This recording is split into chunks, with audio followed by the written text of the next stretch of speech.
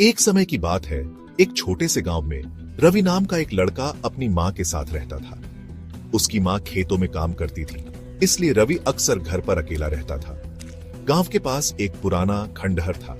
लोग कहते थे कि वहां एक चुड़ैल रहती है, लेकिन रवि ऐसी बातों पर विश्वास नहीं करता था। एक दिन खेलते समय वह खंडहर की तरफ चला गया। जैसे ही उसने अंदर कदम रखा, एक ठंडी हवा का झोंका आया।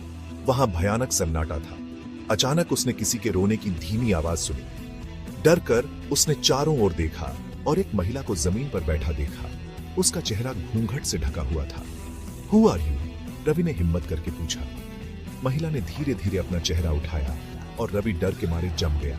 उसकी आंखें लाल थीं और उसका चेहरा बहुत डरावना था। ये चुड़ैल है, ये समझते ही रवि भागने के लिए मुड़ा, लेकिन चुड़ैल उसके सामने आ गई। Why are you running away from me? उसने भयानक आवाज में पूछा। रवि डर से कांप रहा था, लेकिन तभी उसे अपनी माँ की बात याद आई। अपने डर का सामना करो और वह भाग जाएगी। हिम्मत जुटाकर उसने कहा, I'm not afraid of you. Why do you live here alone? चुड़ैल हैरान रह गई। पहली बार कोई उससे भागने के बजाय उससे बात कर रहा था।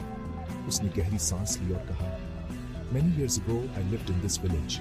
The villagers falsely accused me of witchcraft and killed me. Since then, I've been alone here. Ravi को उस पर दया आ गई। If I help you, will you stop scaring the villagers? उसने पूछा। चुड़ैल ने सिर हिलाया।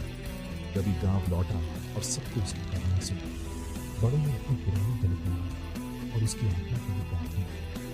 धीरे-धीरे चुड़ैल की आत्मा मुक्त हो गई और खंडहर अपने आप में नहीं। रवि की बहादुरी ने एक बड़ी समस्या का समाधान किया और वह गांव का सबसे बहादुर लड़का